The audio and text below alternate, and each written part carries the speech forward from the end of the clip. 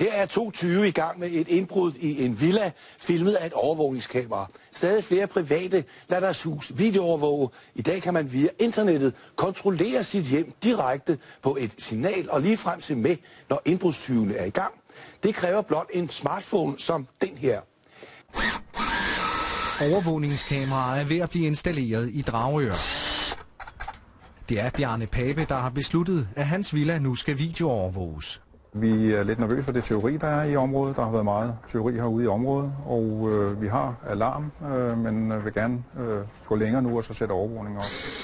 Han er langt fra den eneste private, der ønsker at sætte kameraer op. Der er en meget større søgning på vores hjemmeside på overvågning. Og mange flere kunder, der ringer og spørger om forskellige løsninger. Og selvfølgelig er vi ude flere og lave større og større løsninger. Måske 30% af kunderne er private i dag, der får installeret overvågning.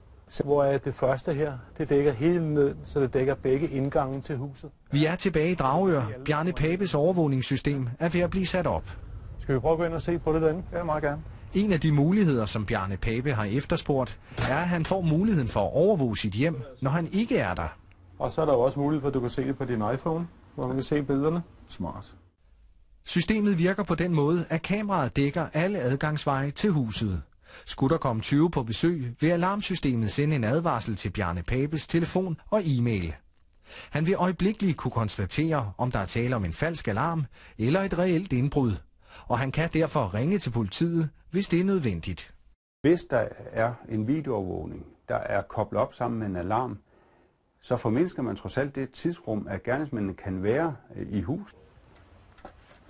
Vi er tilbage i Dragør, hvor villaen bliver sikret. På sin arbejdsplads 5 kilometer fra hjemmet kan Bjarne Pape nu følge med i, hvad der sker derhjemme, hvis uheldet skulle være ude. Jamen, det giver det fleksibilitet i det, at jeg har mulighed for, hvis blandt andet alarmen går, at gå ind og se, hvad sker der. Er der nogen, eller er det bare en falsk alarm? Eller i det hele taget bare en gang, man kan gå ind og se, hvordan det ser ud.